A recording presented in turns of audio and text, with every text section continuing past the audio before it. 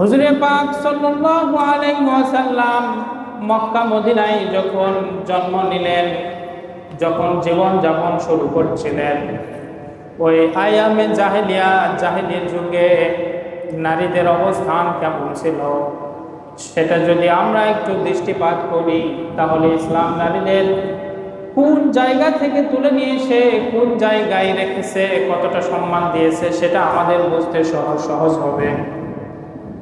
আমরা বানানো কথা বলছি না, সরাসরি কোরআনের দিকে চলে যাব।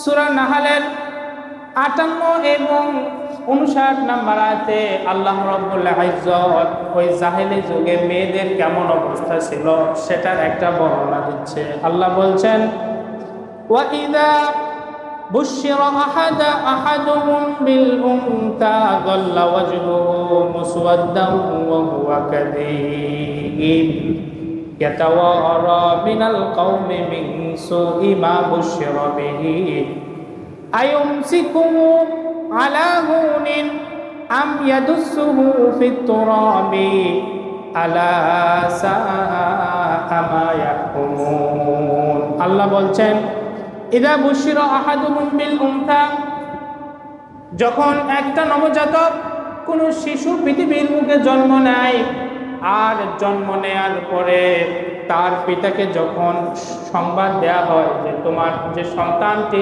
জন্ম নিয়েছে, ভূমিষ্ঠ হয়েছে, সেই সন্তানটি হচ্ছে মেয়ে সন্তান, আল্লাহ বলছেন যাল্লা ওয়াজহুহু মুসওয়াদ্দান ওয়া হুয়া কাযীব, সে মনে মনে দুঃখ ভারাক্রান্ত হৃদয় নিয়ে এমন পরিস্থিতি দাঁড়ায় যে তার চেহারাটা কালো বর্ণের হয়ে যায়।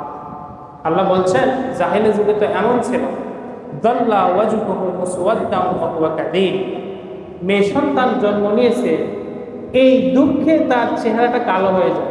কি হয়ে যায়? কালো হয়ে যায়। আমাদের দেশেও এটা একটা মানুষের নেচার। যখন মানুষ সুসংবাদ শোনে, সেই সুসংবাদ শোনার পরে আনন্দের একটা চিহ্ন তার চেহারার মধ্যে ফুটে ওঠে কিনা? তাকাইলে বোঝা যায়। যখন বাসা থেকে বের হয়ে একটা সুসংবাদ নিয়ে মানুষ বাহিরে আসে, সালাম দিলেই বোঝা যায় যে একটা খুশির সংবাদ আছে। মনে চেহারার মধ্যে একটা আনন্দের একটা আবহ সেটা প্রকাশ পায়, চিহ্ন। আবার যখন মানুষ দুঃখে থাকে, রাস্তা দিয়ে হেঁটে গেলে যখন সালাম দেয়, বোঝা যায় যে দুঃখে আছে। তখন আমরা জিজ্ঞাসা করি, মামু কি হয়েছে, কোনো অসুবিধা নাই? আল্লাহ রাব্বুল আলামিন বললেন, জাহেলি যুগে মেয়েদের অবস্থা এমন ছিল, কোনো ধর্ম, কোনো মত, কোনো মতাদর্শ এমন ছিল না যারা নারীকে সম্মান দিয়ে চলত। এমন অবস্থা ছিল, ইয়াতাওয়ারা মিনাল কওমি মিন সুই মা বুশিরা বিহি, তাদেরকে যে কন্যা সন্তানের সুসংবাদ দেয়া হতো, তারা সেটাকে এতটা দুঃখ এবং ভারাক্রান্ত হৃদয় গ্রহণ করত। তারা চাইতো আমার যে মেয়ে সন্তান হয়েছে এটা আমি আমার সম্প্রদায়ের কাউকে না বলি, এটা লুকিয়ে চলার চেষ্টা করত। আয়ুমসিকুহু আলা হুনিন, সে মনে মনে চিন্তা করতো আমি এই মেয়েটাকে এভাবেই রেখে দেব, আমি ইয়াদুসুহু ফিত তুরাব, নাকি তাকে মাটিতে পুঁতে ফেলবো। আল্লাহ বললেন, আলা সাআ মা ইয়াহকুমুন, তারা যা চিন্তা করে সিদ্ধান্ত নেয় সেটা কতই না খারাপ, নিকৃষ্ট। আল্লাহ রাব্বুল ইজ্জত একটা ইতিহাসের পরিচয় তুলে ধরলেন যে জাহেলি যুগে মেয়েদের অবস্থা কেমন ছিল। তারা মেয়েদেরকে এমন জায়গায় নিয়ে গিয়েছিল যে মানুষ যখন ঋণগ্রস্ত হতো, ঋণ পরিশোধ করতে পারত না, তখন নিজের স্ত্রীকে ঋণ পরিশোধের জন্য দিয়ে দিত ঋণ গ্রহীতার কাছে। এখন মানুষ কি দেয়? টাকা পয়সা দিতে না পারলে হয়তো বাড়িতে কোনো গাড়ি থাকলে, মোটরসাইকেল থাকলে, যাই জিনিস সোনা দানা থাকলে সেগুলো দেয় যে বাবা আমি টাকাটা দিতে পারছি না। তখন নারীকে দিত, নিজের স্ত্রীকে দিত। তাহলে চিন্তা করে দেখেন যে মেয়েদের অবস্থা কোথায় ছিল, এতটুকু বলাই যথেষ্ট। তো সেই জায়গা থেকে ইসলাম এমন একটা আদর্শ দিলেন আমাদেরকে, নারীদেরকে সেই অন্ধকার বিভৎস জায়গা থেকে তুলে নিয়ে এসে একটা সম্মানের জায়গায় বসালেন। সরাসরি রাসূল পাক সাল্লাল্লাহু আলাইহি সাল্লাম এই ওয়াকদুল বানাত, নারীদেরকে জীবন্ত হত্যা করাকে হারাম ঘোষণা করেছে।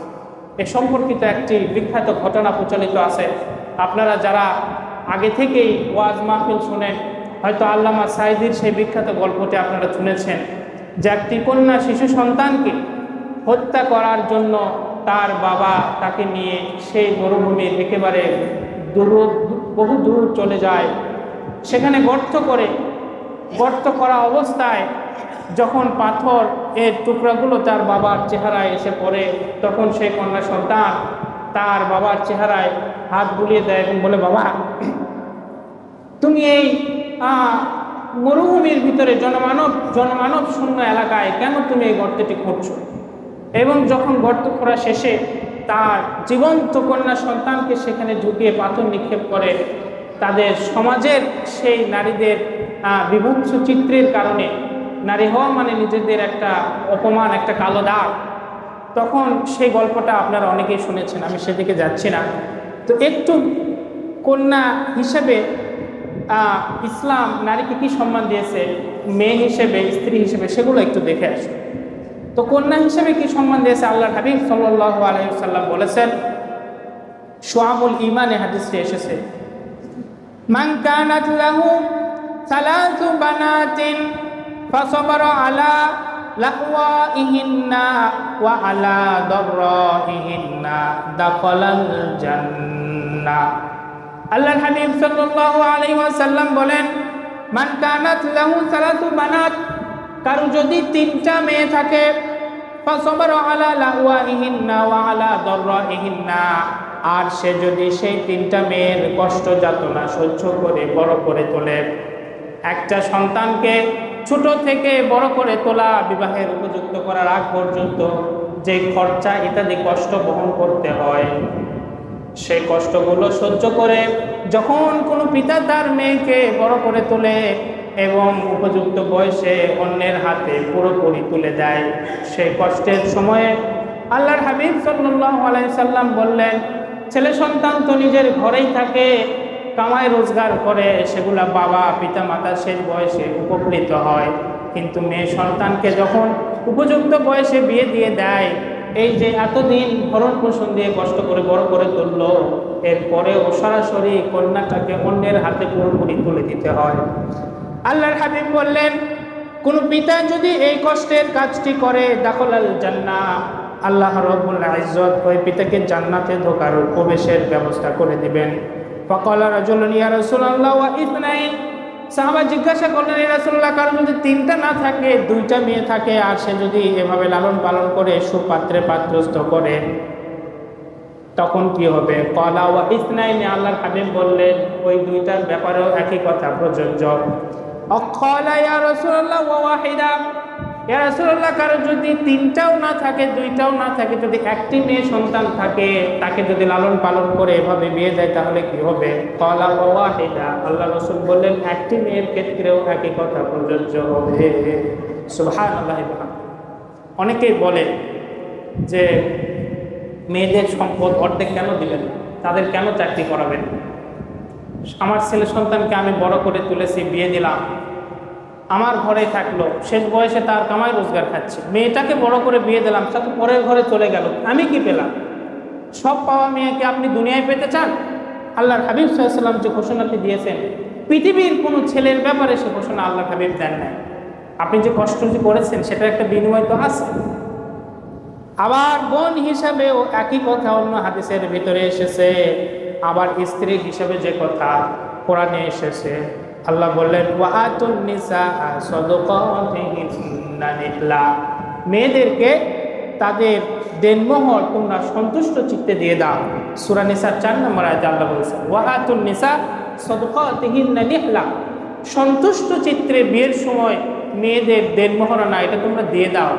সেটা বাসর ঘরে আমাদের দেশে যেটা প্রচলিত আছে, যে গিয়ে একটা নতুন মানুষ বলে কয়ে মাফ করে নেওয়া, অথবা পরবর্তীতে সংসার করতে করতে ছেলে মেয়ে বড় হয়ে গেলে যে দেখো মহারণা তো বেঁধেছিলাম এত টাকা, সে সময় বাপ মা বেঁধেছিল, ওগুলো তো দেওয়ার সুযোগ নেই, ওসব মাফ করে দিও না, এরকম আবল তাবল বলে আমরা মাফ করে নিই। কিন্তু ইসলাম বললেন সাদাকাতিহিন্না নিহলা ওয়া আতু, নির্দেশ দিলেন স্ত্রীদেরকে তাদের দেনমোহর যেটা ধার্য করে কালেমা পড়ে বিয়ে করে নিয়ে এসেছো, সেটা সন্তুষ্ট চিত্তে দিয়ে দাও, উইলিংলি দিয়ে দাও। তাহলে দেখেন মেয়েদের সম্মান কোথায়। আবার ওয়াআশিরুহুন্না বিল মা'রুফ, আর তার সাথে তোমরা সৎভাবে জীবনযাপন করো।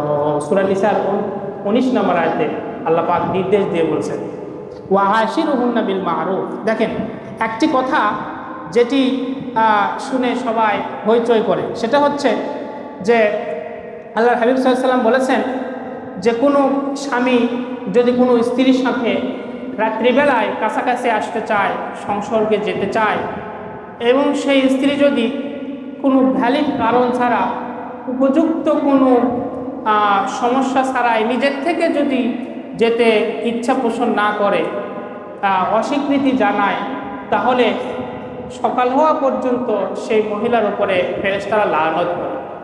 নারীবাদীরা এই কথাটাকে নিয়ে খুব বেশি তোলপাড় করে যে হ্যাঁ, একজন স্ত্রী তার ইচ্ছা অনিচ্ছার ব্যাপার থাকবে না, তার তো অনিচ্ছা থাকতে পারে, তো সেখানে কেন ফেরেশতারা লানত করবে চাওয়া সত্ত্বেও।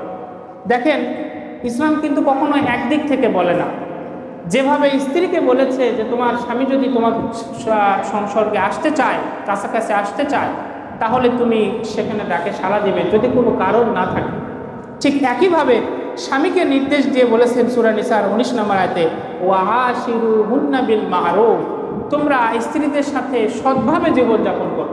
তাহলে কোনো স্ত্রীর উপরে জুলুম করে তার উপরে অত্যাচার চাপিয়ে দেওয়া, সেটা তো সৎভাবে জীবনযাপনের মধ্যে পড়ে না। উভয় দিকে নির্দেশনা দিয়ে একটা সুন্দর সুশৃঙ্খল জীবনযাপনের কথা বলা হয়েছে, কিন্তু আমরা নারীবাদীরা তারা চটকদার কথা বলে একদিকে তাকায়, একটি কথাকে নিয়ে লাফালাফি করে, উন্নতি দেখতে চায় না। একটি হাদিস বলে আজকে আলোচনা শেষ করব, মা হিসেবে কি সম্মান। হযরত আবু হুরায়রা রাদিয়াল্লাহু তাআলা আনহুর ঘটনা সহিহ বুখারীতে এসেছে। হযরত আবু হুরায়রা বলেন জাআ রাজুলুন ইলা রাসূলিল্লাহি সাল্লাল্লাহু আলাইহি ওয়াসাল্লাম ফাকাল ইয়া রাসূলুল্লাহ, এক ব্যক্তি রাসূলের কাছে এসে বললেন ইয়া রাসূলুল্লাহ মান আহাক্কুন নাসি বিহুসনি সাহাবাতি, আমার সবচেয়ে উত্তম ব্যবহারের অধিকারী, উত্তম ব্যবহার পাওয়ার উপযুক্ত সবচেয়ে কোন ব্যক্তি? ক্বালা উম্মুকা, আল্লাহ রাসূল বললেন তোমার মা। সুম্মা ক্বাল, লোকটি বলল ইয়া রাসূলুল্লাহ, অতঃপর মায়ের পরে কোন ব্যক্তিটি আমার সদাচরণ পাওয়ার সবচাইতে বেশি হকদার? ক্বালা সুম্মা উম্মুকা, আল্লাহর হাবিব বললেন অতঃপর তোমার মা।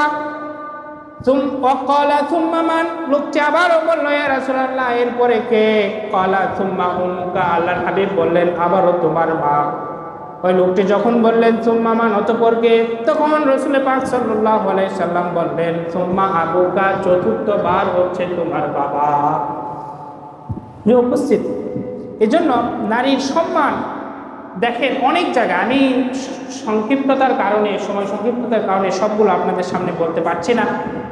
আল্লাহর হাবিব সাল্লাল্লাহু আলাইহি সাল্লাম মা হিসেবে 3 বার বললেন পৃথিবীর বুকে তোমার সদাচরণ পাওয়ার যদি কেউ সবচেয়ে বেশি উপযুক্ত থাকে সেটা হচ্ছে তোমার মা। 3 বার বললেন, 4বার গিয়ে বললেন তোমার বাবা, সরাসরি বুখারীর বর্ণনা। তো এভাবে বিভিন্ন জায়গায় বিভিন্ন সময়ে সম্পর্কের জায়গা থেকে নারীর সম্মান ইসলাম অনেক দিয়েছে। এগুলো আমরা জানি না, এগুলো আমরা আমল করি না, এগুলো আমাদের সমাজে বাস্তবায়ন নাই। এ কারণে আজকে নারীদের যতটুকু তারা সম্মান পাওয়া দরকার ততটুকু হয়তো পাচ্ছে না। কিন্তু আমাদের দেশে নারীবাদীরা যেটা চায়, নারীদের কাঁধে বন্দুক রেখে ইসলামকে মাইনাস করে পাশ্চাত্য সভ্যতাকে এদেশে বাস্তবায়ন করার জন্য তারা নীল নকশা আঁকছে। সময়ে সময়ে তারা বিভিন্নভাবে এসব কলাকৌশল এঁটে থাকে।